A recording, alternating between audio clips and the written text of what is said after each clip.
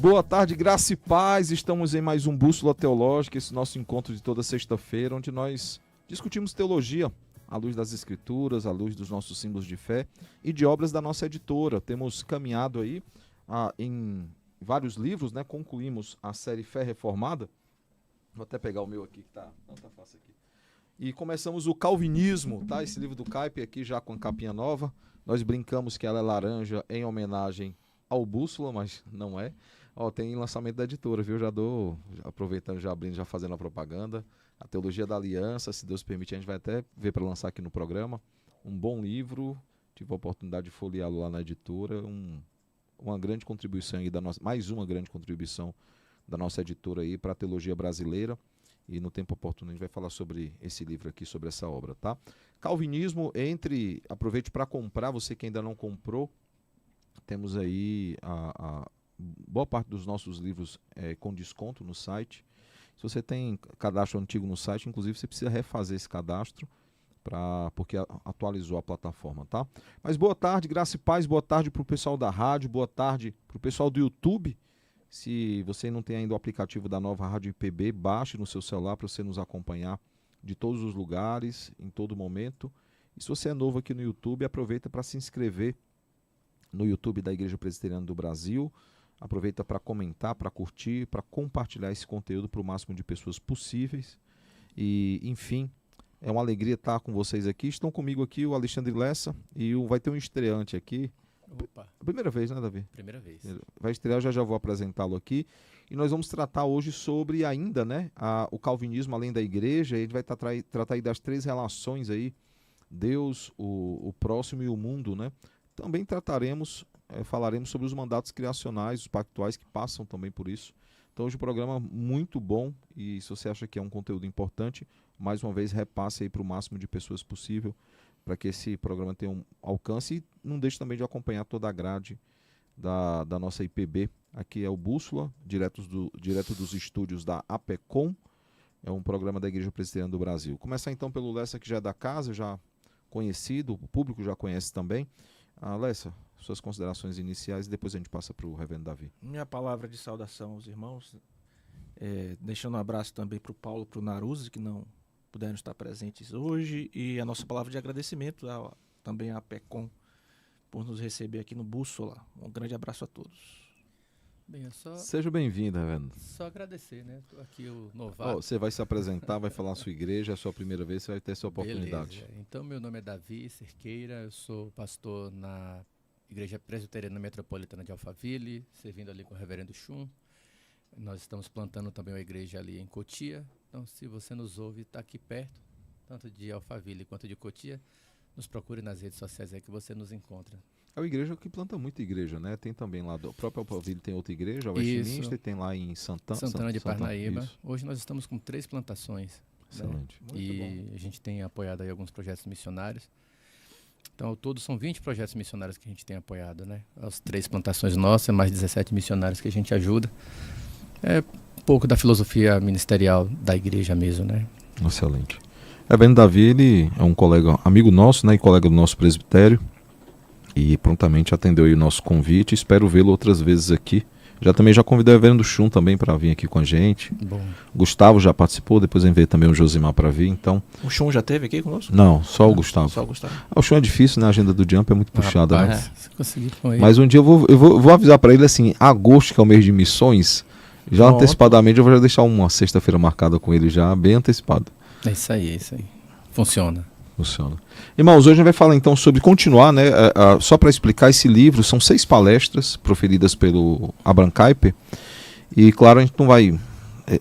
As 6, apesar de serem 6 palestras, é muito conteúdo, então nós subdividimos em vários temas, então são vários programas, não vão ser apenas 6. E também a gente também não vai fazer demais para não encher linguiça, né? Não ficar. Eu preciso falar uma coisa importante. Diga. Nos últimos programas, a gente chegava, o Naruzzi estava aqui sentado. E o reverendo Samuel falava assim, não veio de pastor presbiteriano, porque o Naruzzi não estava de terno. Hoje tá vendo, Naruzzi? Tem 2 de terno E ele veio assim... Eu vim do expediente da igreja, gente. Por isso que eu tô com a camisa aqui da Aliança, tá? Fazendo a propaganda da igreja. Não, eu vim do expediente da igreja, hoje tá... E tá quente, meu. Tá quente. Não é por isso. Eu nem ia comentar, tá? Mas... Você nunca me viu assim, já me viu assim alguma vez já? Eu sou de terno, né? Eu cheguei, eu falei assim, vou... Reverendo Samuel Sandra de terno, eu vou colocar um blazer aqui. Não, mas eu venho de terno também. Deselegante. Aí chegou aqui, ele tá de camiseta, eu falei, cara, podia ter vindo assim também. Eu tô de seminarista hoje, né? Olha pra aí, Flávio. Eu já vim de seminarista. Não, é porque hoje tá punk, a agenda é bem corrida. O Ricardo tá comentando, né, que sempre assiste as devocionais do Reverendo Shum, as devocionais do Jumper, toda quarta-feira, irmãos, pela manhã, acho que por volta das 8h30, a devocional ao vivo do Jumper. E quem mora em São Paulo, acho que inclusive consegue, eu não sei se é só para alunos, porque precisa do cartão para entrar lá, né? Mas talvez consiga assistir no próprio prédio lá do Jumper ali na Maria Borba, né? Maria Borba, né? Ana Borba, Maria Borba. Maria Borba. É isso, vamos começar então o tema de hoje. Temos algumas pessoas já participando aí. O Ismael está dizendo que o Lessa já está com outro blazer. Ele tem uma coleção, com certeza. Temos aí a participação de alguns irmãos. Já aproveita, manda a sua pergunta, tá? E a gente vai começar a explorar aqui o tema de hoje. Se você quer dar as honras, começar então.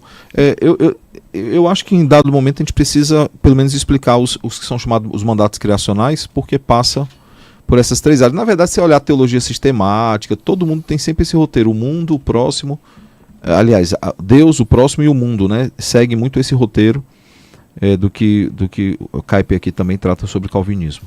Vamos lá. O nosso programa, o Triângulo da Vida, Deus, o próximo e o mundo. Vou citar uma frase rapidinho aqui, tá, Samuel?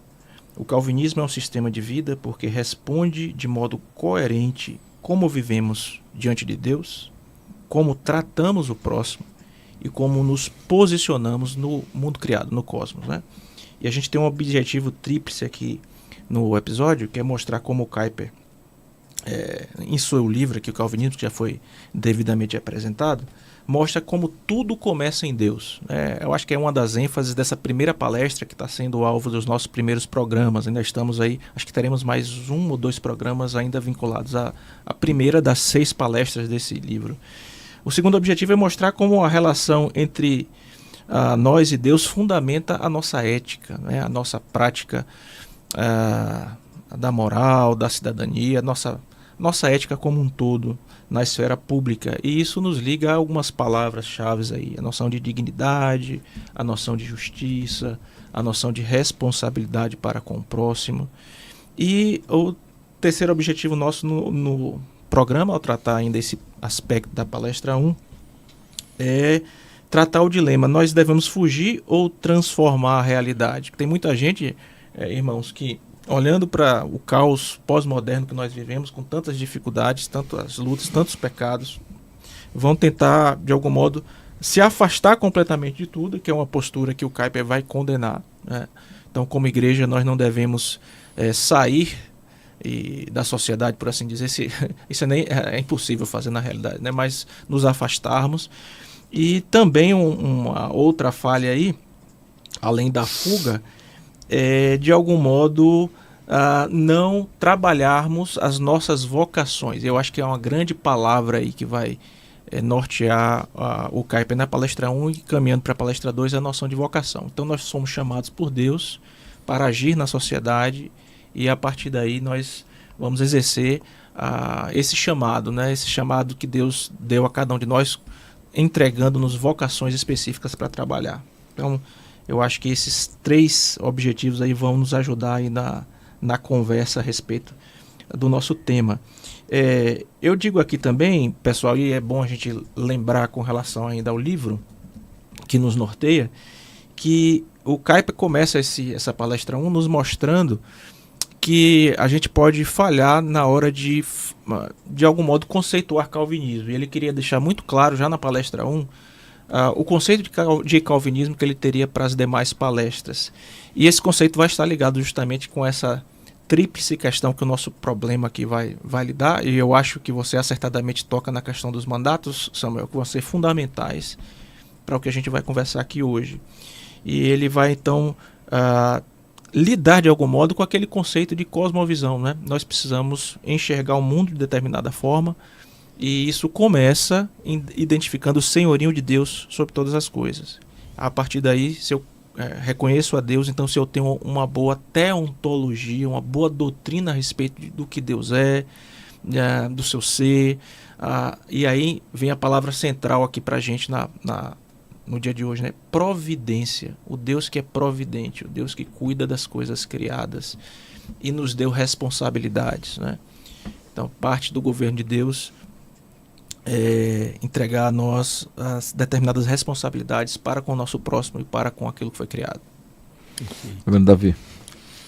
Eu acho que há aqui um aspecto dentro dessas palestras que a gente está analisando que está associado um pouco com a crise de identidade, que naquele momento da história já começava a ser percebida e que hoje ainda é mais evidente, quando ele coloca esse triângulo da vida, como a gente tem chamado aqui, ele coloca a gente num caminho mais preciso de identidade. Quem eu sou não é definido por mim. Sim. Quem eu sou determina como eu trato o outro, e quem eu sou determina como eu lido com o mundo. Então a gente vai ver isso com uma aplicabilidade muito grande na vida, no dia a dia das pessoas, né? Então acho que o tema de hoje tem esse viés da gente trazer a discussão do Kuyper, que é um filósofo de primeira linha, mas trazer para o dia a dia do cara que vende pipoca na porta da escola e ele perceber que, como criação de Deus, como quem se identifica a Deus, tem um mandato, né, em relação a Deus, ao próximo e ao mundo. Então acho que isso é bem interessante nessa perspectiva. Mesmo tendo os mandatos criacionais em vista, porque o roteiro é esse, e eu já falei nas teologias sistemáticas, seguem também muito esse roteiro, né? Deus, o próximo e o mundo. Deus, o próximo, a gente refere à igreja, né? Está falando da igreja e o mundo.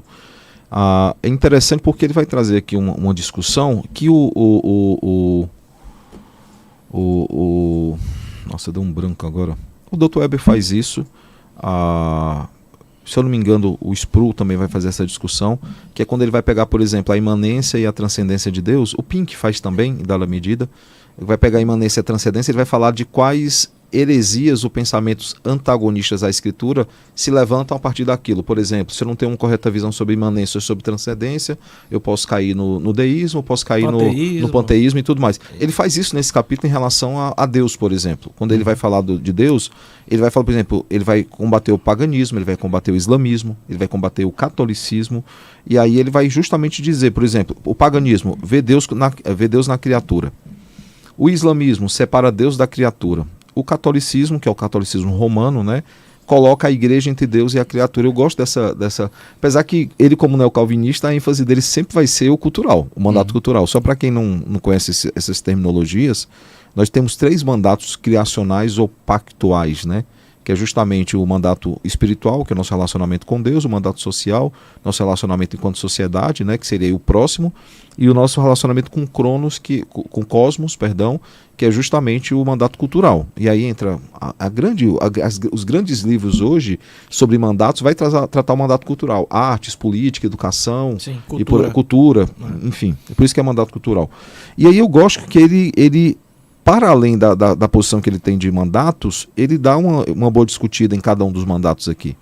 Mesmo dando um outro nome, tratando como uma pirâmide, né? Como um triângulo.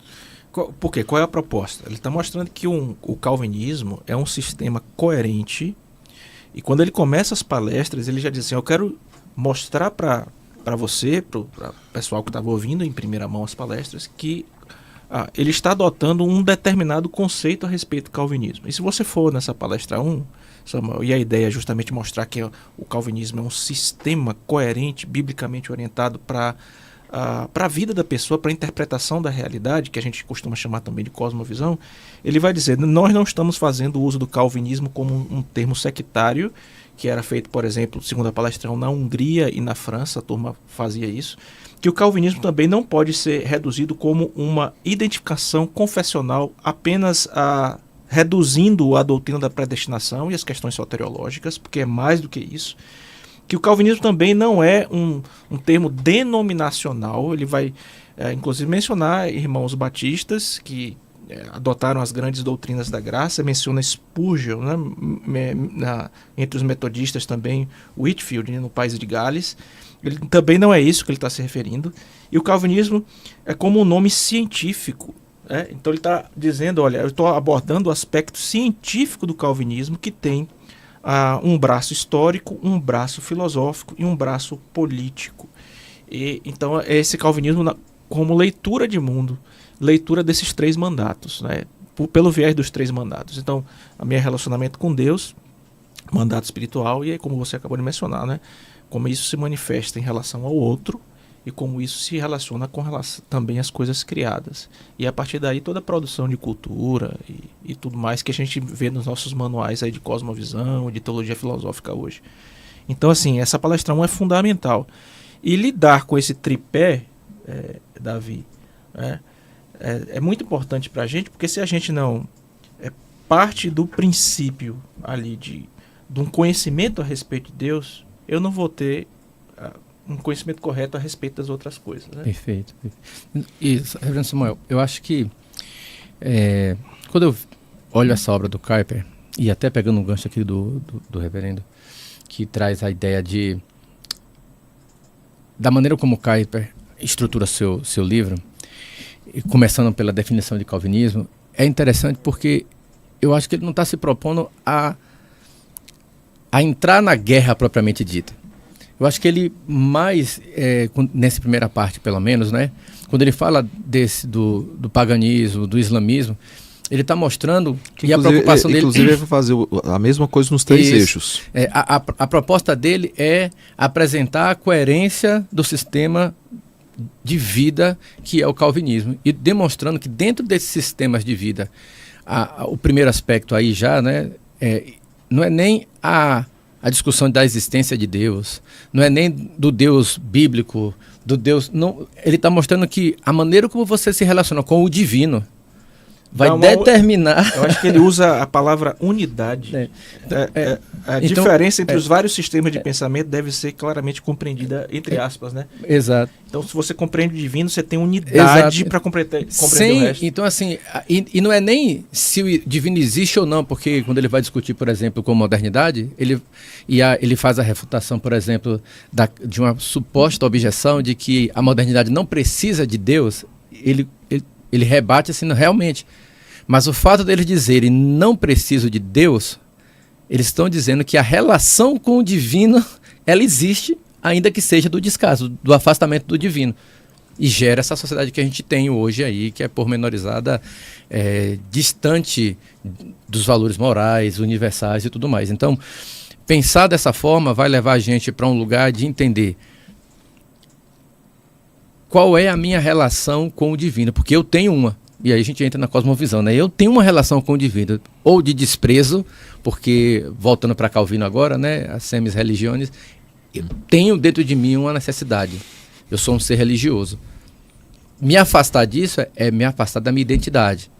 E é por isso que a crise se instala em diversos âmbitos, até mesmo dentro da igreja, né? Em sistemas teológicos que a gente observa hoje, que mistura paganismo, romanismo, porque hoje a igreja não está assim. Mas a gente olha para a igreja hoje, a igreja brasileira pelo menos, você olha, é uma mistura. Romanismo, paganismo, umbanda, está tudo misturado num pacote só. E é tão sutil, alguns têm a concepção que se orar na igreja, a oração chega mais rápido no céu. A oração do pastor A oração do pastor é mais poderosa. Isso é muito o catolicismo romano, né? Sim. Mas é interessante, inclusive essa discussão sobre modernismo que ele faz, e só para contextualizar, ele citou um termo de Calvino, né, um conceito de Calvino, que é a semente da religião, né? Que é justamente, ele defende que há um senso de divindade e a semente da religião que faz parte da imago Dei, está ali impressa no homem, né? O homem sente a necessidade de ter um Deus e sente a necessidade de estar em ligação, em religião com esse Deus. E aí ele faz essa discussão do modernismo que eu achei fantástico. Eu achei fantástico o livro todo, já falar nisso, né? Tive que relê-lo para os programas aqui. Mas ele, não só essa discussão, mas quando ele vai tratar de modernismo, né? Parece-me, e aí os pós tinham aquela visão mais otimista, pós-reforma, né? Que as coisas só iam melhorar após a reforma protestante. Por quê? Porque o evangelho estava influenciando a Europa toda. Só que aí nesse inteirinho, até da escola alemã, nós temos lá o liberalismo teológico, que é uma discussão que o Kuyper ele vai tratar de dada medida também sobre isso, que é quando o negócio começa a ficar meio misturado dentro da igreja. E aí a discussão que ele faz sobre modernidade é importante. Outra discussão que ele faz aqui que eu acho que é importante, só para abrir um parêntese, para não esquecer, é quando ele vai discutir a questão da... Dentro dessa questão da... Essa é a segunda pergunta, né? A visão de Deus é mesmo essencial, mas na primeira pergunta que ele faz, a primeira objeção é: o calvinismo não está sendo representado como protestantismo? Ele faz uma discussão, cara, fantástica aqui. Ele vai... Inclusive mostrando que o calvinismo é a resposta, é o ápice, né? Ele vai trazer isso em outras palestras, é o ápice da concepção bíblica e o sistema mais coerente para responder às nossas necessidades. Sim. Ô, reverendo, deixa eu fazer uma ponderação aqui que eu acho que é importante. Porque no começo do livro, talvez as pessoas se assustem com isso, quando ele coloca a ideia da sua posição em relação ao calvinismo, no começo dá medo. Começa ali no livro, ele fala: eu decidi viver por meio do calvinismo, que é infalível. Ele traz assim algumas coisas que são bem fortes. Aí você... Confesso que quando eu comecei a ler, eu falei: não é o evangelho? Mas quando ele define o que ele está falando de calvinismo, aí fica claro. Que como sistema de vida, é a aplicação da escritura na vida. Então assim, se você não leu esse livro ainda e você está começando a ler ou vai começar a ler, não se assuste quando ele trouxer essa informação ali no comecinho. Hoje o calvinismo tem outra conotação, né? O calvinismo hoje ele é soteriológico. Exato. Tulipado, né? O cara, eu sou calvinista, o cara é tulipado. Por isso que no começo das palestras ele foi: olha, eu não estou tomando para o calvinismo. E uma das questões foi tomar apenas a soteriologia, o aspecto soteriológico. Não é. Sim. Atrapalhei, desculpa. Não, eu só queria. Não, porque, como a gente está fazendo a divulgação do livro, de repente o irmão que está começando a se aproximar da fé reformada ou do calvinismo, por assim dizer, e aí lê ele logo dizendo isso de frente, ele pode se assustar, achar que a gente idolatra o calvinismo. Deixa eu pegar o gancho, Samuel. Deixa eu pegar um gancho. Pode. Porque quando o Kuyper coloca o calvinismo nesse local, e a gente trabalhou isso inclusive no programa passado, ele está se referindo a todo o escopo de lições que as escrituras nos entregam.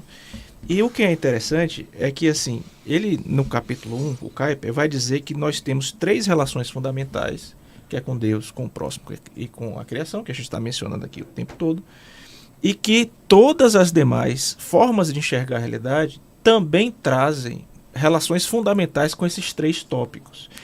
E ao observar as diferenças de como essas formas de enxergar a realidade lidam com esses 3 tópicos, nós temos como apresentar suas falhas e aí sim trazer a visão bíblica para responder. Né? Nossa relação com Deus, nossa relação com o próximo, nossa relação com o mundo. E aí ele vai trabalhar aqui, né, a ideia de comunhão direta.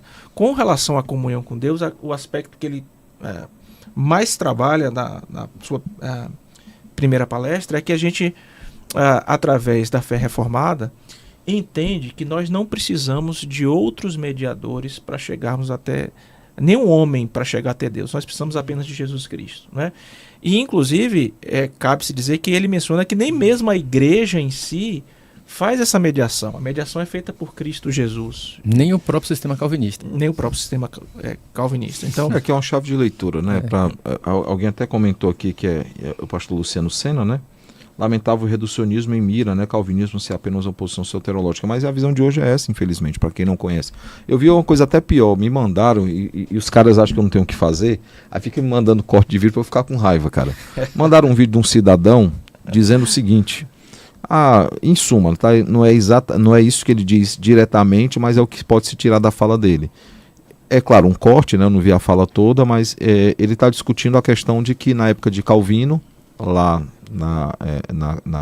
onde ele pregava, na igreja que ele pregava, tinha um local para os magistrados da cidade sentarem, porque a maioria da população ficava em pé. Uhum. E tinha um local lá do prefeito, enfim.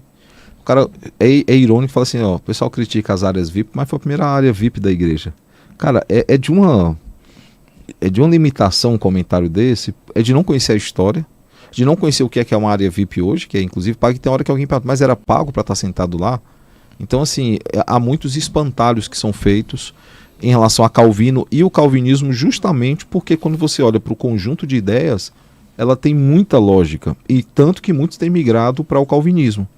Só que para você, como você não consegue destruir a ideia, você começa a atacar o criador, o mentor por trás da ideia, né? Uhum. Que é justamente... Que no caso de Calvino é bem sui generis, porque é um resgatador daquilo que... Ele sistematiza aquilo que está lá. Então, Calvino, ele é brilhante, obviamente, porque ele conseguiu fazer isso com muita maestria, mas ele está retornando à escritura, ele está tirando os princípios de lá. Foi uma questão que a gente tratou no primeiro e no segundo programa. Sim, Calvino, ele só é estudado hoje, levado a sério, porque as ideias que ele propaga e defende deram certo em Genebra. Foram implementadas. E deram certo. Então, assim, o que ele tratava como estilo de vida, ele colocou em prática em Genebra e deu certo. Então, por isso que a gente fala de Calvino. Talvez se Genebra não tivesse acontecido, ou que ele fosse só apenas teorias, a gente estaria dizendo, só teoria não dá para colocar em prática. E deu para colocar em prática em Genebra. Então, Triângulo de Vida, palestra 1, Deus e o Próximo. E aí a grande questão aqui, Kuyper afirma que toda concepção de vida exige uma interpretação própria dessas três relações fundamentais e que toda concepção dominante de vida fornece um princípio especial que ilumina essas relações. Então a primeira questão é nossa relação com Deus. E aí a chave aqui, né? Calvin diz assim, nem no islamismo, nem no catolicismo, nessas outras perspectivas de tentar enxergar a realidade, em nenhuma delas o homem se comunica diretamente com a divindade. Sempre tem um mediador, tem uma instituição, tem uma coisa. No calvinismo, nas grandes doutrinas da graça, o caminho para Deus está aberto. Né? Daí as noções de sacerdócio universal de todos os crentes. Então, essa é uma concepção fundamental. Ele está dizendo assim, olha, nenhuma forma de enxergar a realidade você tem acesso à divindade. Você sempre precisa de alguém para mediar isso ou alguma coisa. No calvinismo, nós, todos, temos acesso a Deus na pessoa bendita de Cristo. Então isso já começa fazendo toda a diferença. Uma parte que eu gosto bastante, e aí a gente está colocando aqui já alguns argumentos iniciais para começar talvez a destrinchá-los, mas eu gosto bastante no momento da palestra quando ele vai tratar sobre o papel da igreja no mundo, a igreja regendo o mundo, que seria a igreja ali como consciência do Estado, né? E aí ele vai justamente dizer isso, né? Em um país cristão, toda a vida social deveria estar coberta pelas asas da igreja. O magistrado tinha de ser ungido e confessionalmente sujeitado. A arte e a ciência tinham que ser colocadas sob o estímulo e a censura eclesiástica. Os negócios e o comércio tinham que estar sujeitos à igreja pelo rigor das guildas. Aí ele vai falando várias coisas aqui. Aí tem um outro tópico que ele vai falar sobre a recuperação do papel da igreja. Ele vai falar assim, deste modo a igreja retrocedeu a fim de não ser nada mais, nada menos que a congregação de crentes. Ou seja, a igreja perdeu a relevância. A crítica que ele vai fazer é essa, tem um momento que a igreja perde a sua relevância. A igreja não tem mais aquela figura do pastor como o pastor da cidade, que era muito comum antigamente, né? O cara era o pastor da cidade. Era aquele cara que dava conselho para todo mundo. Então ele vai fazer essa crítica. Eu vi diferente esse texto, né? Isso me chamou a atenção também. Mas o que ele chama aí de retroceder é o que a gente pode chamar de downsize hoje, né? O que eu entendo aí é o seguinte, a igreja tinha assumido um papel que não era o dela. O papel da igreja não é o de julgar o Estado, no sentido de determinar o que o Estado pode ou não pode fazer, como no medievalismo a gente via a igreja acima do rei, e inclusive julgando as ações do rei e sancionando ou não aquilo que o rei fazia. Então, quando ele traz assim, a igreja regressou ou retornou, o que ele está pontuando é, olha, ela assumiu o papel que é dela. E é simplesmente, e essa aqui para mim é o grande privilégio do calvinismo de apresentar para nós, é a simplicidade, que é a comunhão e a relação com Deus. É simples se relacionar com Deus. Mas não há, Davi, um meio termo, que eu acho que essa é a questão da consciência do Estado, esse conceito tratado na reforma. Por que acontece hoje? Ou a igreja ela interfere demais no Estado em questões que ela não deveria interferir, que eu acho que a crítica, e eu concordo com você, há essa crítica no texto, ou a igreja ela simplesmente se afasta totalmente da sociedade, que a gente denomina normalmente como Estado. mas a igreja tem esse papel de consciência do Estado, inclusive quando discute-se a questão do Estado laico, né, ali quando vai tratar, especialmente na Inglaterra e em outros locais onde eram igrejas-estado, né, que o Estado influenciava na igreja. Uma das críticas que tinha-se é o seguinte: mas por que o bispo o bispo ele é remunerado pelo Estado? Por causa disso ele tem que atenuar a mensagem dele no púlpito? Entendi. E aí ele precisava entender que ele não poderia ter influência do Estado no púlpito para que ele pudesse influenciar dentro daquela questão dos 3 usos da lei, de como ele deveria influenciar o Estado biblicamente. Então, vê só, vou pegar a frase que você leu dele, né, que a igreja volta a ser a reunião dos crentes, não é isso? Esse é o pensamento. Então, a reunião dos crentes influencia o Estado. Nós temos exemplo agora, né? A reunião dos crentes, se você se relaciona com o mundo na perspectiva que inclusive o Kuyper próprio defende, se eu me relaciono com o mundo e cumpro o meu papel para com o mundo, vocacional. Meu papel vocacional, eu vou influenciar o Estado, eu vou influenciar a sociedade. Eu não vou sair do mundo. A igreja não vai ser uma instituição fora do mundo, ela é uma instituição dentro do mundo. O que ele está pontuando, e a crítica dele é pesada nesse sentido, e ele está bem batendo no romanismo, né, medieval ali, o ponto é, a igreja, a gente cria-se determinadas organizações e agremiações, guildas, no contexto dele, para a partir delas eu influenciar arbitrariamente o Estado ou a sociedade. Se a minha defesa sempre inclusive pelo que eu penso e aprendo do calvinismo, talvez até esteja equivocado, é que se o crente viver como crente, onde ele estiver, ele vai influenciar. A gente foi chamado para isso.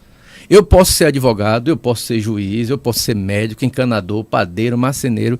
Se eu vivo como crente, eu vou tomar parte da vida política, econômica, social do meu país. Vou fazer diferença. Né? Vou fazer diferença. E não como instituição, que é o ponto dele, institucionalmente validando ou não aquilo que o Estado faz. Talvez eu tenha feito a ligação rápida demais e é bom você esclarecer para o que o ouvinte que não está lendo entender.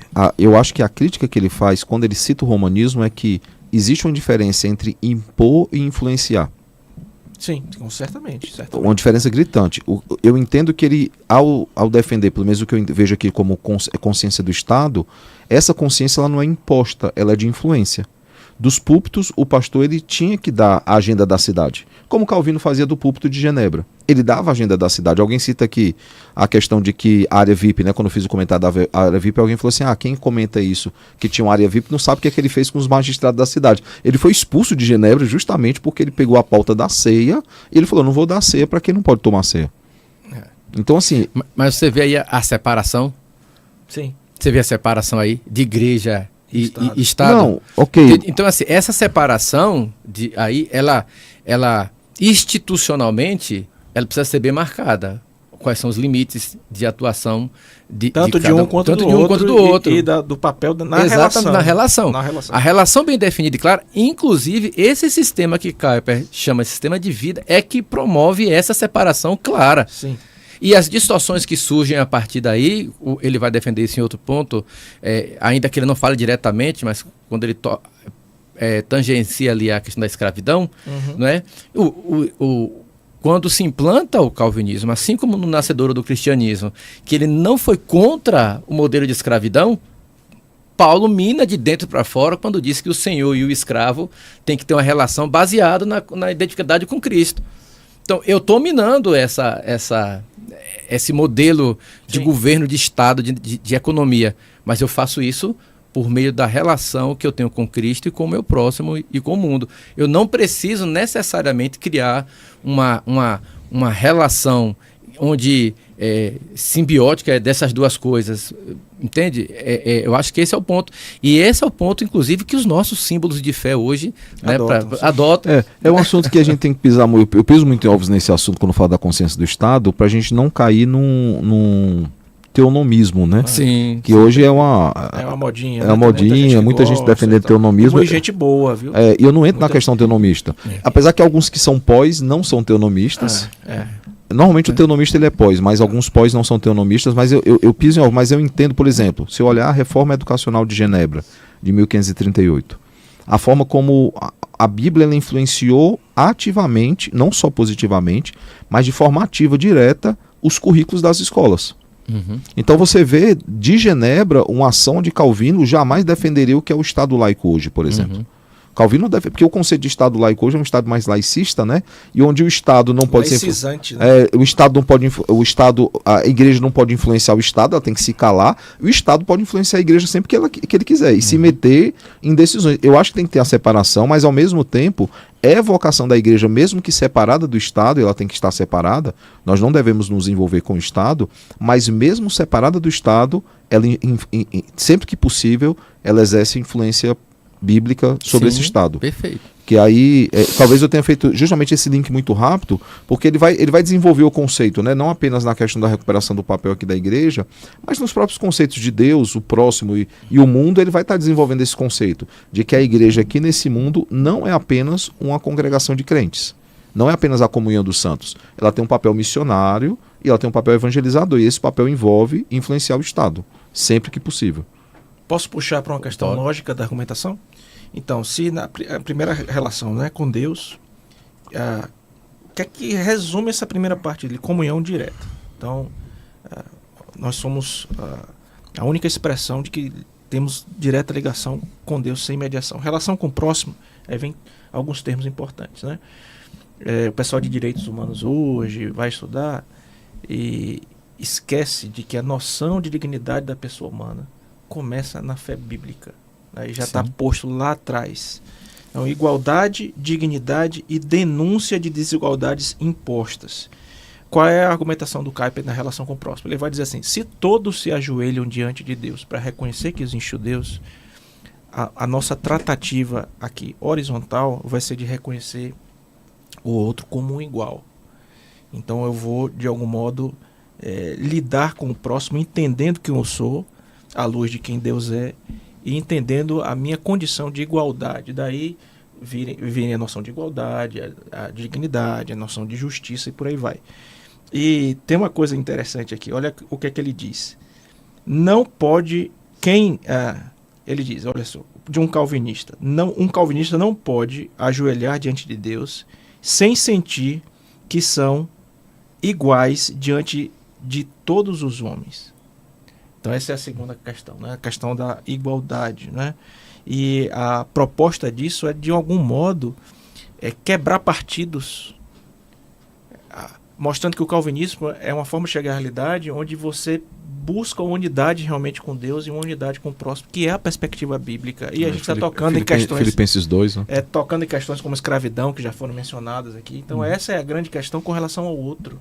Né? E é interessante porque o próprio mundo percebe isso. Tem uma música do Rapa, vamos chamar de herege agora, né? Eu já falaram que Ismael falou que você tá no shape, viu? Tem uma música do Rapa que eu acho muito interessante, que a letra diz assim: paz sem voz não é paz, é medo. A música veio na minha cabeça. Né? Paz sem voz não é paz.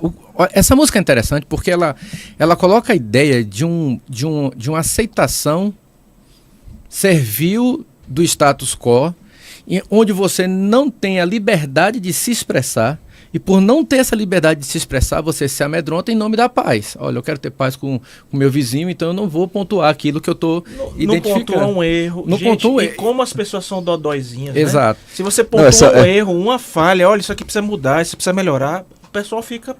Essa música sendo composta hoje, lançada hoje, daria um BOzinho. Então, vê só, então olha, observa aqui. A graça comum de Deus, e o Kuyper vai tratar essa ideia, alcançou um autor que para quem não sabe, é da Umbanda. Ele tem um clipe que é uma oferenda, né?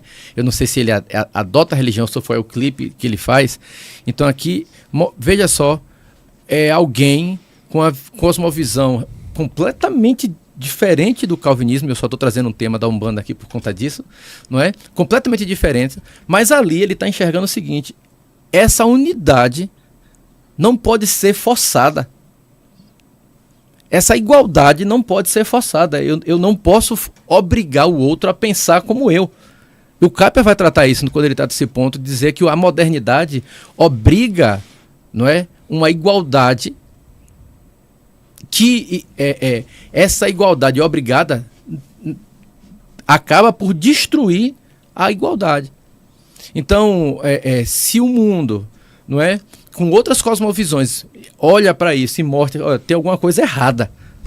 Olha que coisa forte. Vou reler que eu acho que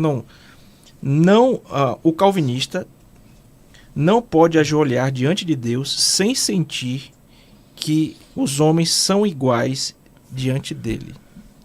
Então, ele vai inclusive dizer que essa noção em si gera todo o ideal democrático. Sim. Então, o calvinismo como o berço da democracia, e a gente vê essa construção sendo feita realmente, né? Então, noções aí de igualdade, dignidade, denúncia com relação àquilo que é desigual, está no cerne de que eu sou, reconheço que existe um Deus e que os homens são iguais nesse sentido, abaixo de Deus, e aí vem a noção de democracia. Perfeito. A gente já está caminhando para metade do programa, tem algumas interações aqui. O Naruzzi não está, nós já explicamos, né? Ele precisou resolver problemas particulares e não pôde estar conosco. Alguns ficaram felizes com isso, outros ficaram tristes. Estou brincando. Ele vai estar de volta conosco. Paulo também está viajando, né? Não está lá em BH. O Ricardo fala que não recebeu novamente a notificação. Eu já expliquei que no computador é mais fácil. A não ser que chegue toda a notificação do YouTube no seu celular, que eu acho que não deve acontecer. Você deve ter selecionado lá para não receber, não vai chegar também da IPB, tá? Alexandre Lessa já tá com o Blazer, eu já falei, o Davi tá, o Reverendo Davi tá no shape, parabéns, Reverendo, forte abraço. Esse é o Ismael, né? Reverendo Chum, Ricardo, gostei dessa polo. Eu nunca ganhei uma. Ismael, quando tu ia ganhar, tu foi-se embora, bicho. Tu foi para os Estados Unidos. Mas eu vou te mandar pelos correios, tá? Vou preparar uma para ti, vou te mandar. Nem um seminarista que tá desde agosto lá na igreja tem a dele ainda, né? Mas tá mandando fazer, né? As polos da aliança, né? Tá fazendo, eu tô só esperando. João Marcos é o presbítero João Marcos. Ele diz o seguinte: boa tarde, meus irmãos queridos, graça e paz. Reverendo Samuel esperou, o Reverendo Naruzzi não está presente para ir de manga de camisa, perseguição.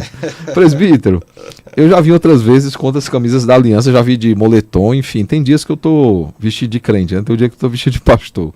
Não, mas é porque eu vim da igreja, então não tive como trocar de roupa, tá? Em que fonte, tá, a primeira pergunta, em que fonte Calvino bebia? Ou Calvino mesmo desenvolveu toda a sua teologia? Sabe, o Lessa já meio que respondeu essa pergunta, né, quando faz menção de que Calvino, assim como Lutero, né, eu já falei que tem uma palestra muito boa do Michael Horton, né, que ele vai dizer justamente que Lutero não foi o primeiro luterano, né? A justificação pela fé somente é uma coisa que ele resgata dos pais da igreja. E Calvino também resgata muita coisa dos pais da igreja e desenvolve outras a partir dos pais da igreja. Você lê Calvino, você lê Agostinho, Sim. Sim. Há outra influência além de Agostinho, na sua opinião? Há um texto excelente para quem quiser vamos dizer assim, se debruçar sobre essa questão, do reverendo Ernst Maia Pereira da Costa, que é uma das maiores autoridades em João Calvino, né, que diria não somente na uma América das maiores Latina, no mundo, né? Mas no Brasil é a maior. Certamente, né? É uma das maiores, se não a maior. E Calvino, um humanista voltado à palavra de Deus. Você procura os textos do Reverendo Hermes, estão disponíveis em diversos formatos nas suas redes sociais. E lá ele vai mostrar toda a prática humanista de João Calvino, lidando com aquela questão do ad fontes, né, que é o retorno às fontes que caracterizou boa parte do movimento reformado. Caracterizou o próprio Lutero quando ele foi a ler a Bíblia, né, não bulas nem outros documentos, mas voltou aos originais, essa volta aos originais.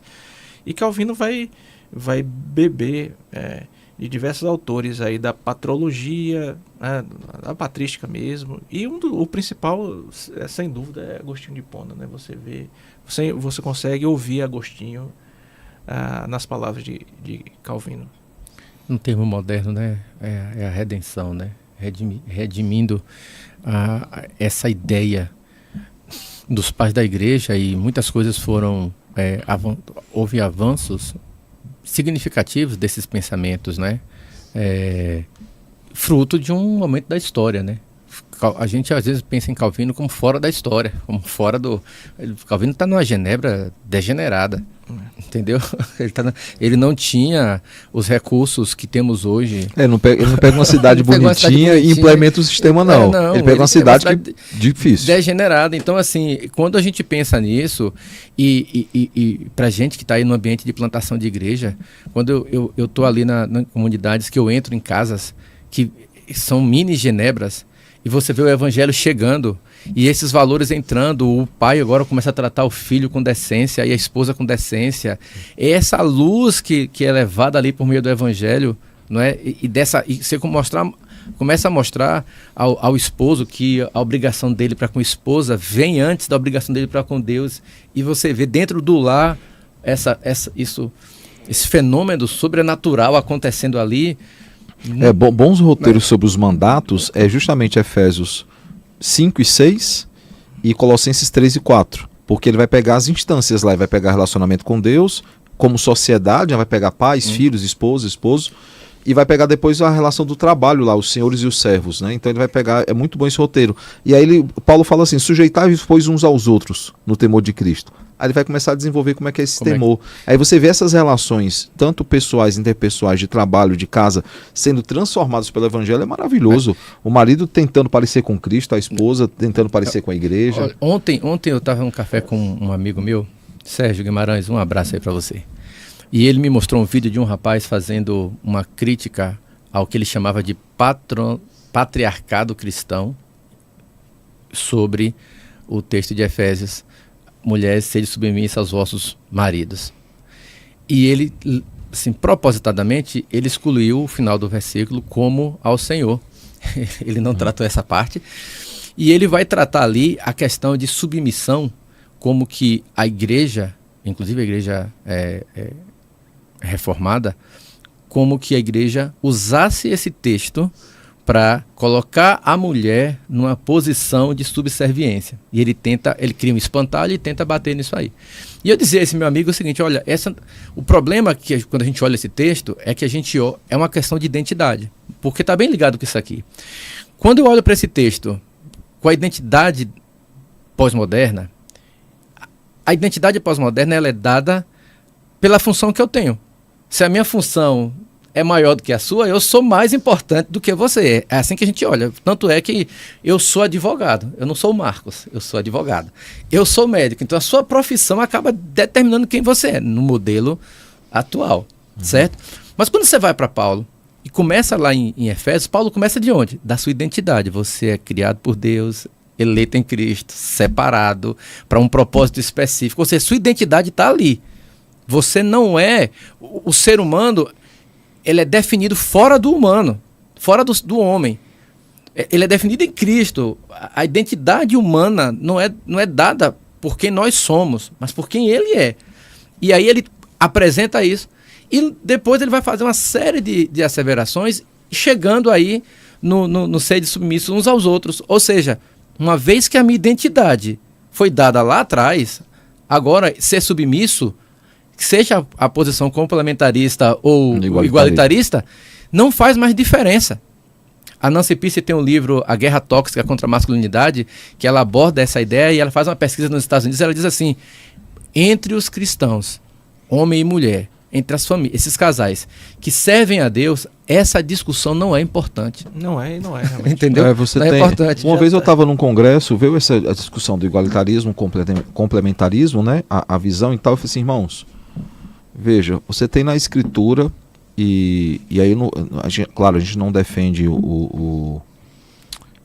a Cristo como menor do que Deus, né? Ele é igualmente Deus, mas no decreto da redenção, no decreto da providência, ele está em posição de obediência a Deus. Foi obediente até a morte de cruz.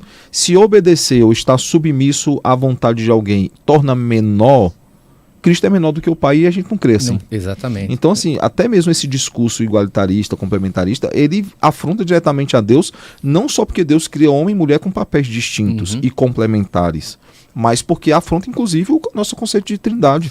E você achar que o filho é menos importante que o pai ou menos poderoso que o pai porque ele tem uma função diferente na redenção. E isso é que é interessante, porque a gente roda aqui e a gente cai lá no começo, na nossa identidade que é a nossa relação divina. A gente vai voltar o tempo todo a isso aqui, porque, de fato, o Kuyper, ele acerta em cheio isso, é um soco no estômago da modernidade. Isso porque, sem essa relação com o divino e sem esse valor absoluto de quem você pensa assim, quem define é a sociedade, né? A sociedade que define. Vamos pensar assim, que sociedade é que define? A sociedade que está presa por causa do 8 de janeiro, a sociedade que votou, ou os 3% que se arrependeram de ter votado, que deveria fazer diferença na eleição? Qual é a sociedade que define? Se é a sociedade que é a definidora, por que não é a minha vontade, do meu grupo, da minha guilda que define? Então, eu perco completamente a possibilidade de criar uma sociedade igualmente justa. Eu não tenho possibilidade de criar justiça quando é a sociedade que toma as decisões daquilo que é belo, justo, reto. Não vai haver justiça nesse processo. Entendeu? Se é ela mesma que vai produzir isso. Só porque eu estava com um pensamento lá atrás sobre a questão de Genebra, né? Que a Genebra que a gente conhece não é a Genebra que Calvino começa a reforma. Ela é outra. Depois que a Genebra que nós conhecemos é que ela surge, né? Eu estava lembrando daquela frase do Dias de um Futuro Esquecido, que é dos X-Men, que o Wolverine precisa voltar no passado para mudar algumas questões do passado e reestruturar o futuro, né? E aí o Xavier tá lá com ele e fala assim: você vai encontrar comigo em um tempo muito difícil na minha vida, e não se frustre com quem você vai ver. A pessoa que você vai conhecer não sou quem eu sou hoje. O conceito é mais ou menos esse. Aí eu estava, por exemplo, discutindo uma vez com a questão de Abraão. O Abraão, o pai da fé, ele só surge diante dos nossos olhos quando Isaac é pedido como sacrifício. Ali o pai da fé, ele surge como personagem. Ali é a conclusão da história, né? Se alguém olhar para Abraão diria certamente a mesma coisa. Ó, se for lá, não veja como eu era, não, veja no que eu me tornei. E Genebra é isso. Genebra era uma cidade, como qualquer outra cidade. Você tem cidades que estavam numa corrupção moral absurda, porque havia muita corrupção moral dentro da Igreja Católica Romana. E isso saía da cúpula e permeava todas as cidades, né? E Calvino precisa lutar contra isso. Lutero teve a grande crise indo para o Vaticano, quando ele se encontra lá, quando ele vê que havia bordéis específicos e bares específicos para os padres. E ele tem uma crise absurda. Então, assim, chegar e dizer, mas é porque Genebra era outro nível, Lutero pegou uma cidade mais fácil. Não, irmãos. Nem Genebra, nem qualquer outra cidade naqueles dias eram cidades fáceis. Eram cidades difíceis. Deixa eu puxar uma linha lógica novamente aqui. Nossa relação com Deus, comunhão direta, principal questão. Nossa relação com o próximo, igualdade, dignidade e justiça. E nossa relação com o mundo é a última questão. Não é nem fugir, nem idolatrar, mas reconhecer Deus no mundo. O que é que Kuyper trabalha aqui? Olha o que ele diz, pessoal. O paganismo tende a prender o divino à criatura. O islamismo tende a separar a Deus da criatura. E a crítica da tentativa da igreja de reger o mundo, que foi aquela questão que você estava falando, né? Como se o domínio espiritual tivesse de absorver o domínio temporal. Então essa é uma grande crítica que ele vai fazer. E o ponto calvinista é reconhecer Deus no mundo sem confundir Deus com o mundo e sem transformar a igreja em um governo no mundo. Um governo do mundo. É a igreja fazendo o seu próprio papel. Então essa é a questão última aqui, né? Da presença com o mundo. E isso vai tratar aquelas questões que a gente abordou, né, Samuel? Da relação entre igreja e Estado. Ainda fazendo aqui uma caminhada, né, nos comentários, eu estou falando isso porque da outra vez a gente não fez e reclamaram, né? Ele não sabe o que Calvino fez em detrimento desses magistrados em momento da ceia. Fala lá sobre a questão da área VIP, né? Que Calvino teria uma área VIP, não é verdade. O presbítero João Marcos diz, né, um padre brasileiro foi na porta da moradia de Calvino e criticou o fato de ele ter saído de um lugar tão pequeno e ter feito tão grande estrago ao cristianismo, não combateu uma ideia. Vocês viram esse vídeo, né? Não vi, não. Eu não vi, não. Não sei se eu posso citar o nome dele, eu passo. Mas foi um padre bem conhecido, careca, que bate muito nos protestantes. Sei. Ele foi lá em Genebra e mostrou a casa de Calvino e falou assim, o cara aqui, ele treinou os calvinistas aqui, enfim, o velho espantalho, né? Uma pergunta para a bancada, né? Pensando aí no Estado laico e a lei de Deus, em caso de plebiscito para criminalizar o homossexualismo, como devemos votar? Com a Bíblia. Isso Com a não Bíblia. tem nem que pensar. Sempre com a escritura, né? Sempre com a escritura. O Lutero já respondeu essa pergunta, né, em 1521 lá em Worms, né? Exatamente. A não ser que me consigam provar pelo o raciocínio lógico e simples, a partir das escrituras que eu estou errado, eu fico com a escritura, não tem... Mesmo que isso custe a nossa liberdade, né? As esferas de soberania independentes à religião e Estado, as esferas de soberania independentes são a religião e Estado, mas todas as esferas são dependentes da soberania de Deus. Sim. Doiver aborda essa questão mais que o Kuyper. Eu não discordo, ele vai explorar mais. Eu pensei que a questão era da afirmativa em si. Eu acho que está correta. É porque ele vai desenvolver, vamos colocar assim, né? Vai pegar o pensamento do Abraham Kuyper e vai ter condições de desenvolver um pouco mais, né? Mas em germe isso já está aqui, obviamente, presente no Kuyper. O sacerdócio universal ensina que toda profissão pode ser exercida como serviço direto a Deus. Perfeito, deixa eu até fazer uma colocação do sacerdócio universal, porque é uma discussão que se tornou bem recente, bem atual para nós, principalmente presbiterianos. É necessário fazer a distinção que Lutero faz. Lutero, em uma das suas obras, diz que o sacerdócio universal do crente é um lembrete que todo crente deve estudar as escrituras, mas nem todo crente deve ensinar as escrituras. Isso cabe àqueles que foram dotados para esse fim. O ensinar é a docência. Não é você evangelizar alguém da sua rua, não é você evangelizar alguém do seu trabalho. A docência é aquele que está na frente da igreja, exercendo a liderança espiritual para conduzir espiritualmente aquela igreja. Isso é a docência. É porque o pessoal mistura tudo, né? Mas ó, que interessante isso aí, né? Você falou do padre lá, eu vi 2 vídeos essa semana que assim, me impressionaram. Um é um certo padre. Tá anacrônico, né? O vídeo do padre eu vi primeiro. E depois eu vi o vídeo de uma certa cantora aí famosa em segundo. O padre dizia assim: eu tenho pena dos protestantes, dos evangélicos. Porque, tudo bem, eles foram perdoados no batismo ali. Mas quando eles morrerem, porque eles pecaram depois do batismo, não vai ter ninguém para pedir perdão pela alma deles. Eu tenho muita pena deles. A questão do purgatório, né? Certo? A questão do purgatório. E aí, hoje de manhã, eu vi um vídeo de uma certa cantora dizendo assim: eu usei muitos dons, eu fui usada por Deus, eu fiz isso, eu fiz aquilo, Deus me abençoou dessa forma. E eu temo muito, na hora de morrer, ir para o inferno. Você vê, eu temo muito Deus ter me usado tanto e na hora de morrer eu não chegar. Porque o que eu mais quero é chegar no céu. Vê como o padre e ela estão na mesma página. Aí você vai dar cabimento a um rapaz na internet que compara os dois movimentos, né?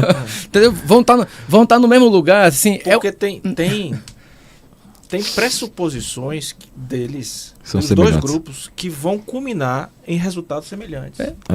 Mas é o resultado de uma salvação por obras, né? O resultado de uma salvação por obras o desespero de uma pessoa que crê assim: pedir perdão, pequei, tô no inferno. Pedir perdão, tô no céu. Imagina. Não, mas esse é o conceito do escapulário. O cara morrer com escapulário, ele salta mais rápido do purgatório. O cara tem que morrer. Se o cara tirou pra tomar um banho, leva um choque e morre, mas eu não tô cara vai ficar uma semaninha a mais. Eu não tô falando de catolicismo. Eu tô falando de uma vertente do... Não, mas eu tô dizendo que essa vertente, ela pensa muito parecido com... por isso que dá no mesmo lugar. Então, você vê como... Esse local de sofrimento, né? Esse lugar de sofrimento. Aí você pega os comentários que foram feitos, por exemplo, pra essa cantora, e as pessoas, mas e a graça? Aí eu falei: gente, vocês não tem que bater. Tem que ensinar. Vocês têm que pregar o evangelho. Exato. Ela não entendeu o evangelho. Então dizer para ela: olha, João nos diz que Cristo pega na minha mão e vai me conduzir ao céu. Eu fui um presente dado de Deus Pai a Deus Filho, e ele disse que todos aqueles que foram dados pelo Pai a ele não vai deixar que nenhum se perca. Então, não há condenação para quem está em Cristo. Então, assim, ao invés de a gente ruminar a graça ali no nosso próprio coração, deixa o outro entender isso aí e mostra para ele. E Calvino, apesar do pessoal gostar de bater muito nele, ele é fora da curva em que sentido? Ele é um humanista que é teocêntrico. Exato. Humanista vinculado, voltado à palavra de Deus. Porque então, normalmente método, né? Os humanistas eles eram antropocêntricos. Exatamente. Ele é teocêntrico. Mas ele teve uma formação importante, humanista, porque ele teve formação nos originais, retorno às fontes, acesso às grandes universidades. Ele começou estudando direito, depois vai para e teria uma carreira então, muito... Então você veja a importância em Genebra. quando ele vai lidar com as questões da cidade, o cara... o conhecimento do direito, ele tinha e o conhecimento do rompimento dele com o catolicismo romano, ele não é só religioso, né? Ele tinha uma carreira muito promissora no catolicismo romano, herdando uma profissão que era do próprio pai dele. Então ele teria a vida feita se ele quisesse. Mas ele rompe não apenas espiritualmente, né, com Roma, mas socialmente também. As amizades. Alguns falam que ele não concluiu a faculdade de Direito. Eu já vi alguns defenderem que ele conclui antes do tempo. Ele é aluno tão exemplar que consegue concluir antes do tempo, e fica aí a discussão só se ele consegue ou não concluir a faculdade de Direito. Né? Me parece que ele escreveu uma tese sobre...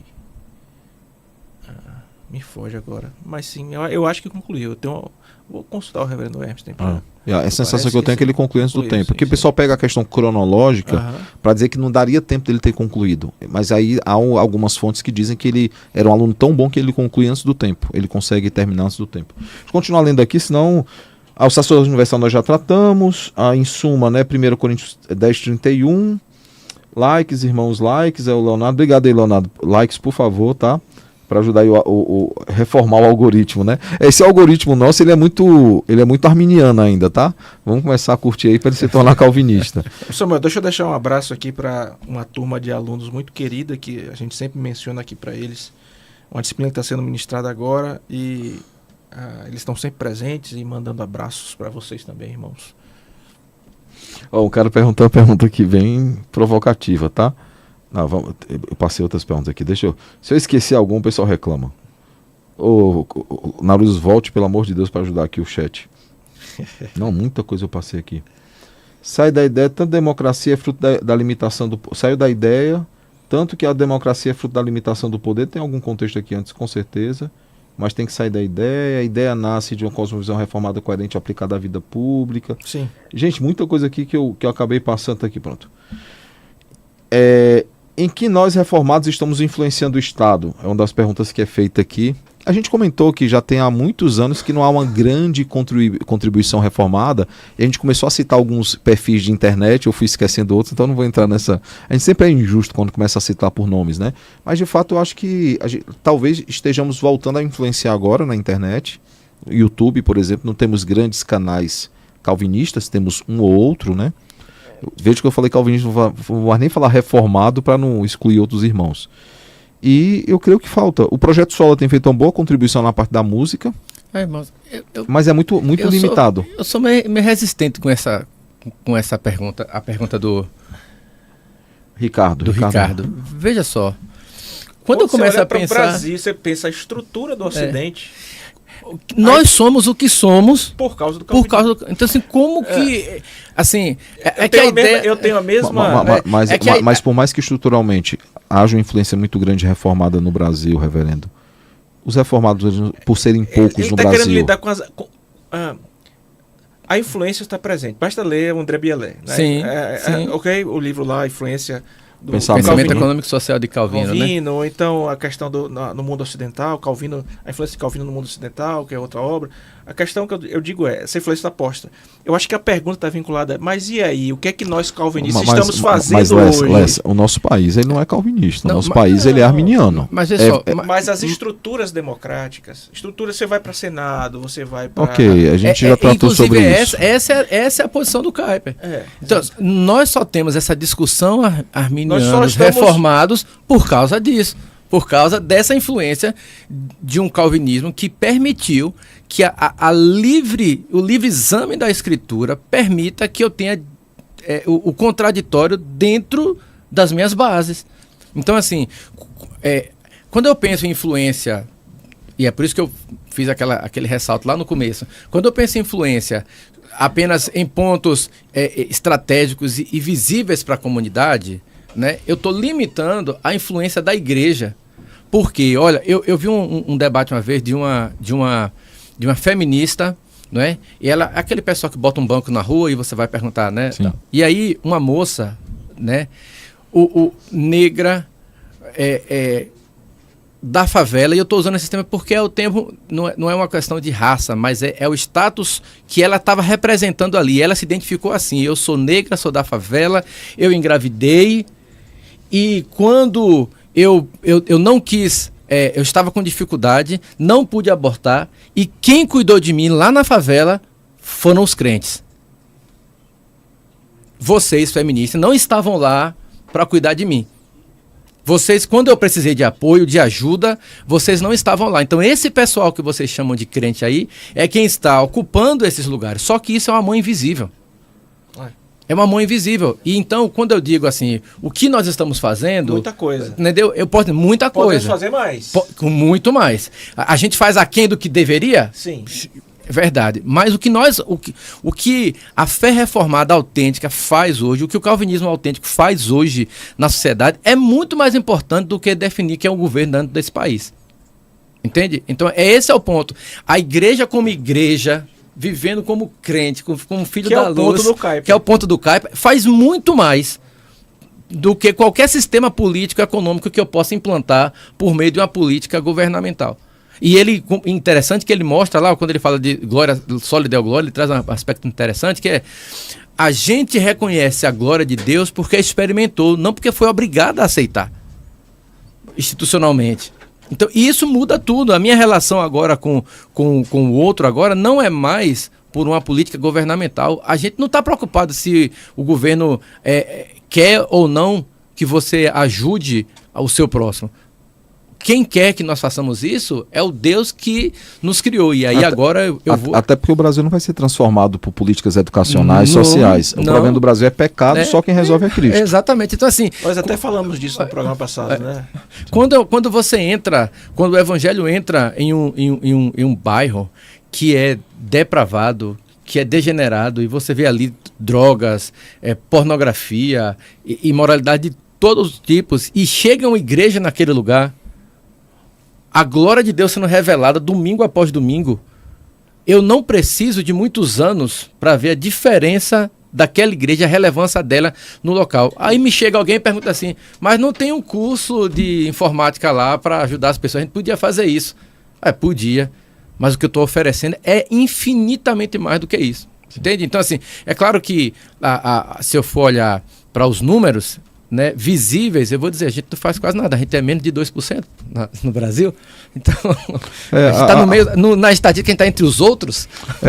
Para além da questão que foi elaborada, o Ricardo inclusive disse que não se fez entender, eu acho que ele vai reformular a questão dele, mas para além disso eu entendo, eu acho que foi uma fala, não é minha, acho que foi uma fala, não sei se do Heber Júnior, do Felipe Fontes, ele fazendo essa crítica de que não há desenvolvimento cultural, assim, no mandato cultural nós não desenvolvemos tantas obras como já foi desenvolvido lá atrás. Pronto, aí eu concordo. Não há um estímulo para que se desenvolva. A gente pode melhorar muito. Não há estímulo. Na academia a gente não desenvolve tanto. Na verdade, está acuado na academia. Uhum. Eu falo reformado, não vou falar nem de evangélicos. Aí é outra discussão. Mas assim, e cabe a nós, como por meio de um bússola da vida ou de outras formas, pelo púlpito, já tentar colocar no coração dos nossos crentes, dos nossos membros, aqueles que estão sob a nossa responsabilidade, que eles têm que ser relevantes no mundo. Apesar que a igreja é necessariamente relevante. Eu não queria usar o termo relevante, mas eles precisam realmente cumprir aquilo que eles foram chamados a fazer. Não só bater ponto, não só ter uma carreira nesse mundo, mas usar isso de fato para a glória de Deus. Eu estou preocupado aqui com o tempo, deixa eu só... O Leonardo coloca assim, o calvinismo, se puder, Rony, que você achar aí, está na metade, mandar a metade para o fim. Leonardo Pinto, o calvinismo, ao afirmar, achou aí? Achei. Posso ler para você? Não, é porque eu quero que ele vai projetar. Aqui, tá bom. O calvinismo, ao afirmar a soberania absoluta de Deus, achou? Aí eu vou ler esse e vou ler um logo depois abaixo dele também, que é a complementação. O calvinismo... Isso, mas não aparece todo, não? Que é grande, né? Eu vou ler, então. O calvinismo, ao afirmar a soberania absoluta de Deus, redefine nossa relação com ele, com o próximo e com o mundo, mostrando que a fé reformada ultrapassa os muros da igreja e molda toda a vida. A ideia seria, ele continua, né? Seria influenciarmos por meio da formação de consciência, de ética pública, de visão de justiça, da responsabilidade social, dos limites ao poder e a defesa da dignidade humana, né? Ele vai concluir dizendo que essa ideia nasce de uma cosmovisão reformada coerente e aplicada à vida pública. Leonardo resumiu nessas duas postagens o programa. E muito bem resumido. Ele tratou todos os aspectos realmente que o Kuyper menciona. Muito bom. É isso aí. É isso. Há outras questões aqui. Eu vou ver se tem pergunta, gente. A gente não tem como ler todos os comentários, tá? Porque senão a gente não... É como Calvino se portaria como teólogo e pastor no ano de eleições em Genebrasil. Criaram até um nome aqui. Genebrasil. A Genebrasil é a Genebra de antes de Calvino ou de depois de Calvino? Acho que a gente vive na de antes. Porque aí as relações são muitas, né? O pessoal tem que lembrar disso, gente. Calvino ele foi expulso de Genebra.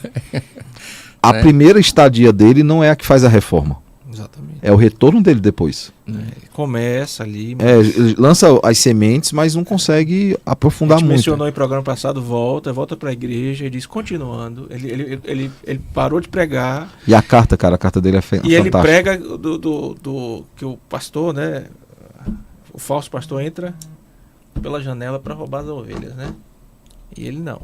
Ele entra pela porta. Então é interessante, né? Interessante. Eu acho que a gente tem... É que eu sou otimista. Essencialmente otimista, Samuel. Eu sou pessimista. Eu sou essencialmente otimista. É por isso que ele é pós-milenista. Não, eu sou ele é pós-milenista. Eu sou milenista. Você pode, não? Eu não. Você é um milenista otimista. Eu não entro... Porque assim... O Dr. Heber é um milenista otimista. Eu sou otimista pela confiança que eu tenho na obra de Cristo. Por isso que eu sou otimista.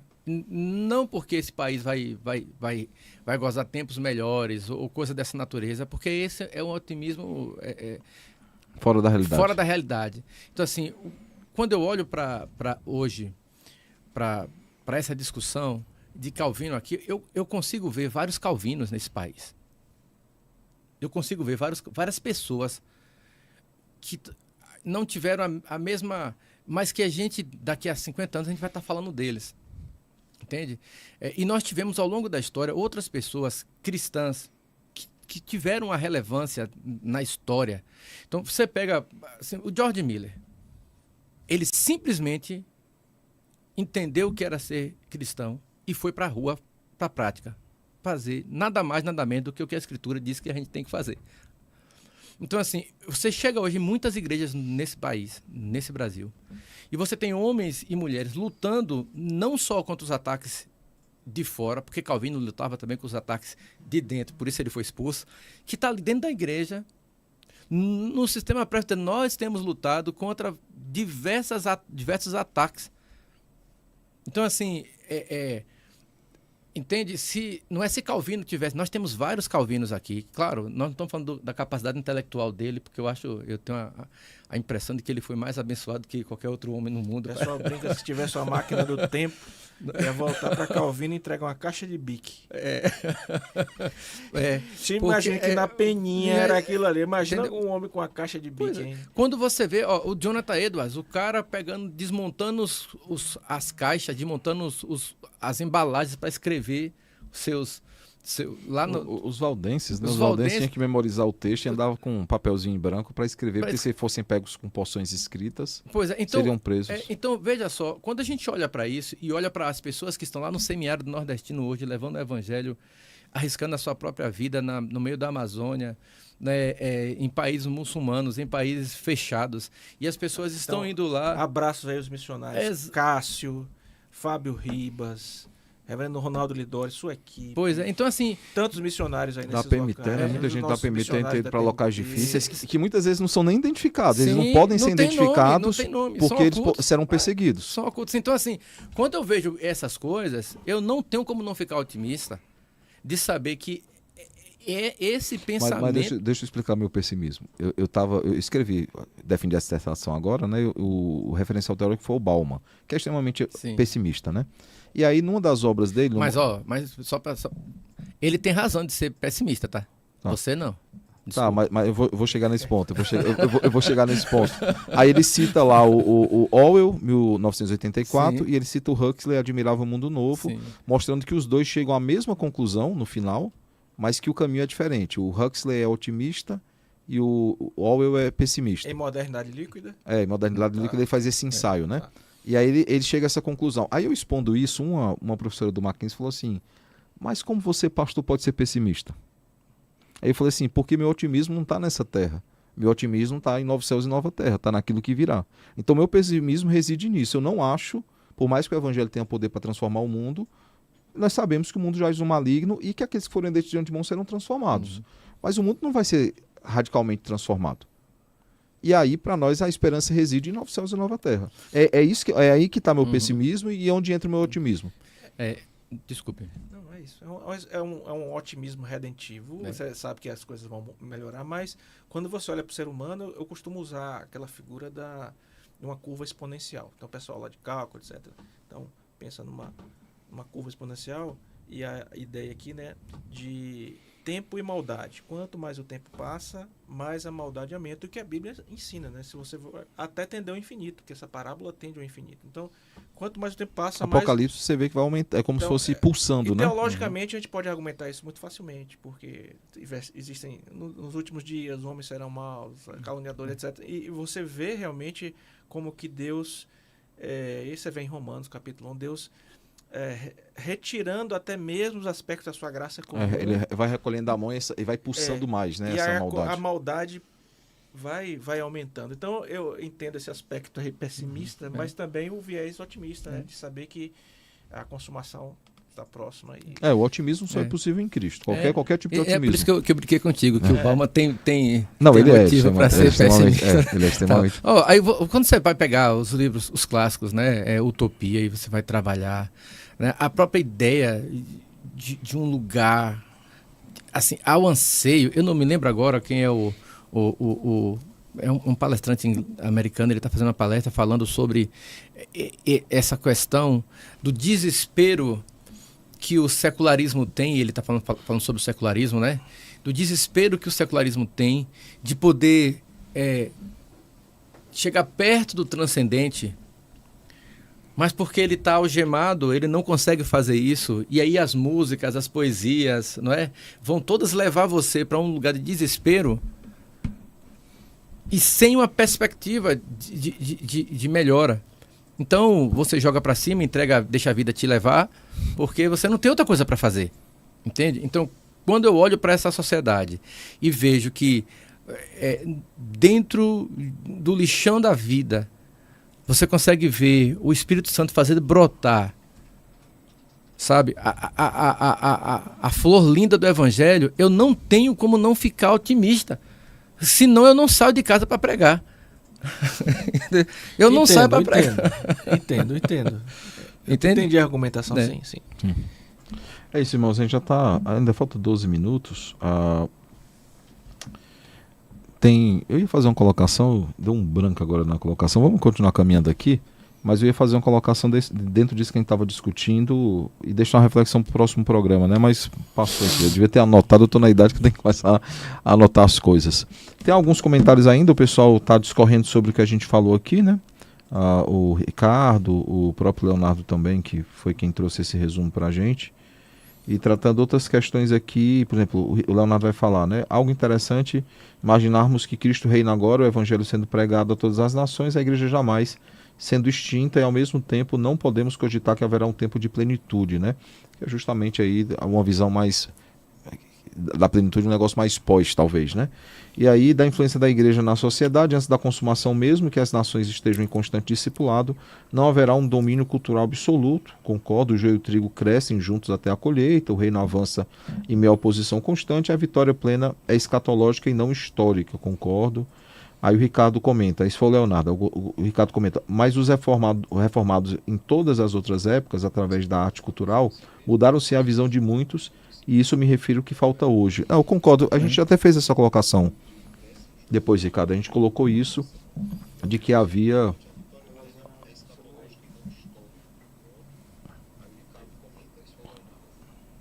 Não, e aí eu concordo, Ricardo, a gente até fez essa colocação no programa passado e agora a gente colocou novamente. Falta, assim, grandes contribuições no sentido de material escrito, de músicas, né? Como já houve antes, mas envolve também essa questão,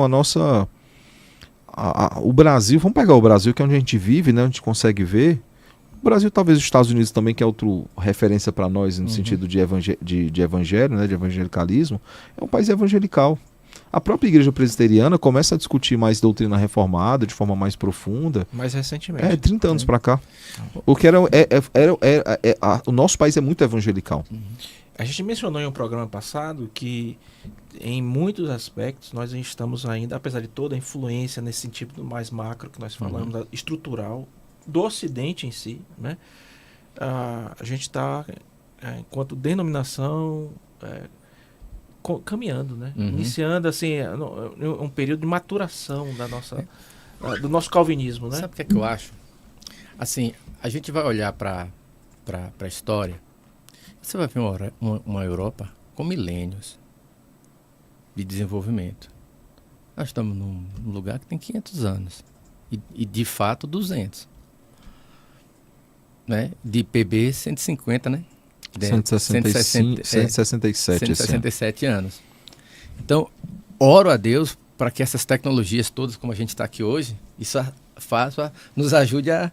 E a pandemia mostrou isso, como a fé reformada, ela... Foi quando a reforma entrou na internet, exatamente, foi na pandemia, porque até então a gente não dava tanta importância.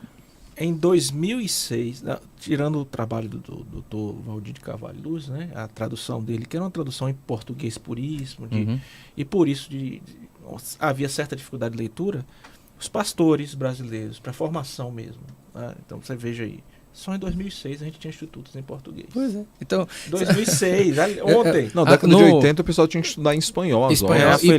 E aquele navio chegava lá no Porto de Santos trazendo os livros que os caras iam buscar lá. Então, assim, o referencial de sistemática dos caras, assim, não tinha, então você não tinha documento. Então, assim, essas coisas, e é por isso que eu estou trazendo esse ponto, a gente, quando avalia, é para a gente ter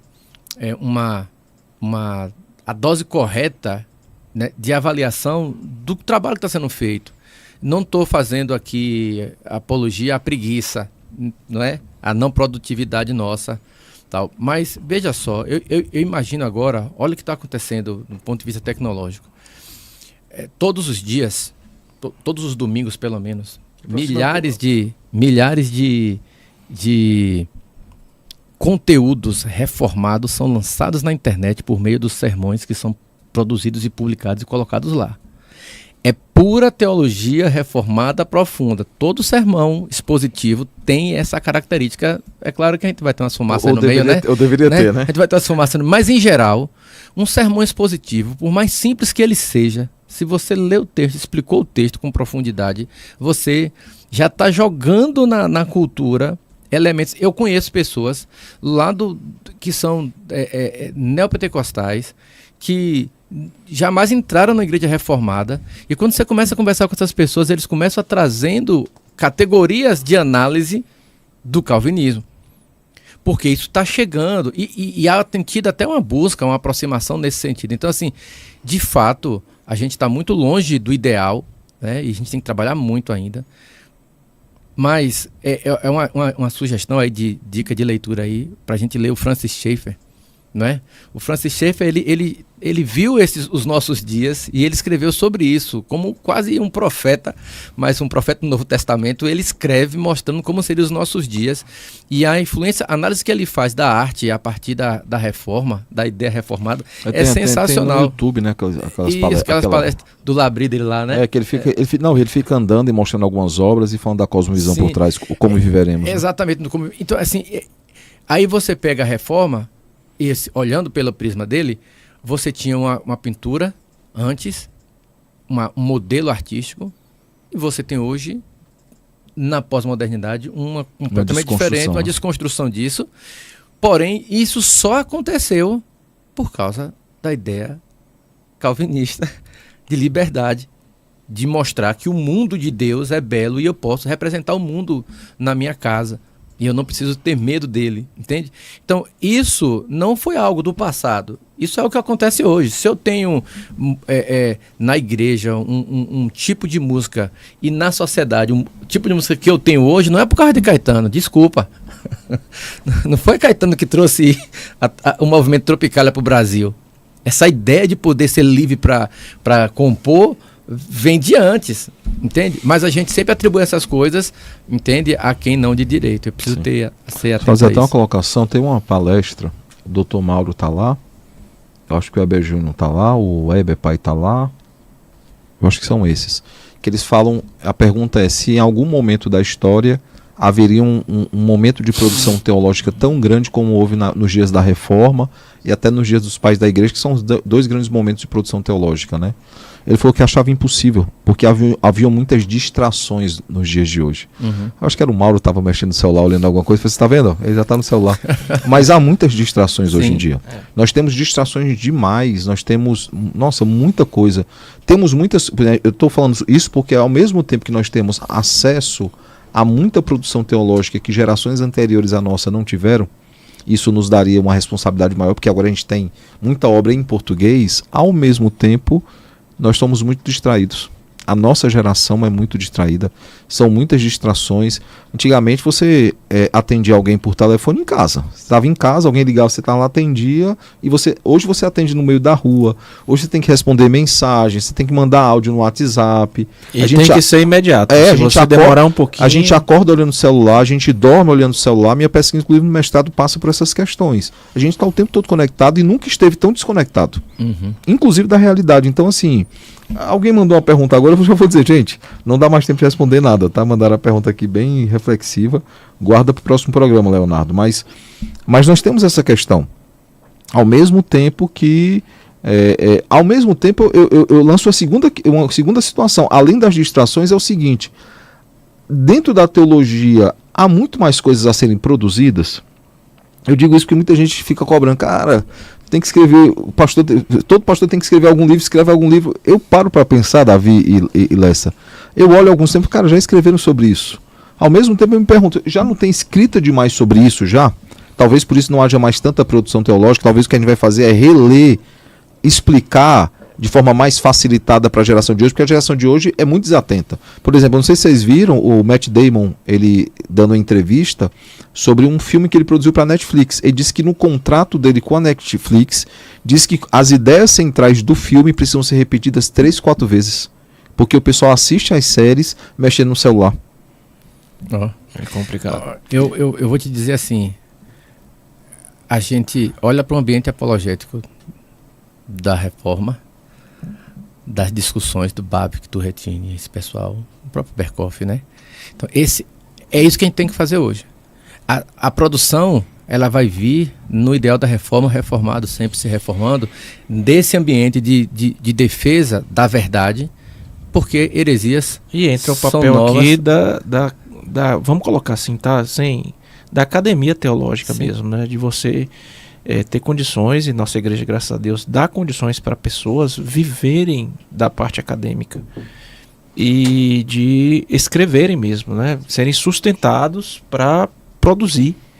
Então, a academia teológica precisa produzir, continuar essa produção, obviamente que aplicando as questões da nossa boa teologia ao nosso tempo. Então, há muito espaço para produção. Só não tem espaço no programa que vai acabar, então a gente precisa encerrar aqui, mas fica aí esse desafio para todos nós. É um tempo difícil, de muitas distrações, sim. E às vezes a gente precisa explicar a mesma coisa várias vezes, porque até sermão nosso não pode ser muito longo, porque a atenção do pessoal já está dividida com outras coisas, então fica aí. O Bússola, você falou da questão apologética, Davi, o Bússola, e você vai para debates, o Alexandre também já foi, eu vou para debates, muitas vezes não são debates ali. São momentos para o pessoal fazer corte, então. E aí eu conversando com o Naruto, com os meninos, falei assim, cara, a gente tem que ter um espaço nosso para a gente falar sobre a teologia reformada. A gente vai para esses cantos praticamente para ser um 2 contra 1 e não surge tanto efeito assim. Foi quando o Bússola surgiu. O nome era outro, né? Era os 4 Cavaleiros da Apologética, mas hoje já 2 anos já com Bússola. É o local que a gente tem aqui para tentar formar mentes e tentar, e claro, tem outros, o Jump, o FitRef, os nossos seminários, nós temos outros locais para que essa formação de mentes aconteça, mas especialmente os púlpitos e os gabinetes, né?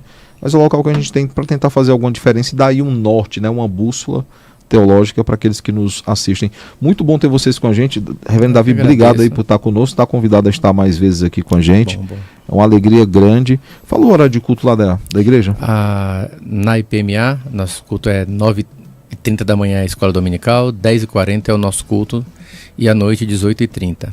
E lá em Cotia? Em Cotia, a nossa escola dominical começa às 17 horas e o culto às 18h30. Perfeito. Se você estiver aí por perto, tanto lá na Alphaville como em Cotia, faz uma visita aí às igrejas. Se estiver lá por Pinheiros, vai lá na Igreja Presbiteriana da Aliança, o Arthur de Azevedo, 1007, às 9h30, às 11 horas, 9h30 esse culto, 11 horas escola dominical, 18h30 culto. Esse domingo ainda não estaremos de volta ao tempo por causa do carnaval. O carnaval acontece na porta da nossa igreja, a gente precisa ir para outro local, mas a partir de março retornamos ao nosso tempo, se o bom Deus permitir. Esse é o Bússola de hoje. Não deixe de adquirir o livro, tá? Vai ser muito importante aí para o seu crescimento espiritual. Deus continue te abençoando. Um bom domingo, um bom dia do Senhor, uma boa semana, e nós nos vemos na próxima sexta a partir das 12h30, se o bom Deus permitir. Abraços. Abraços.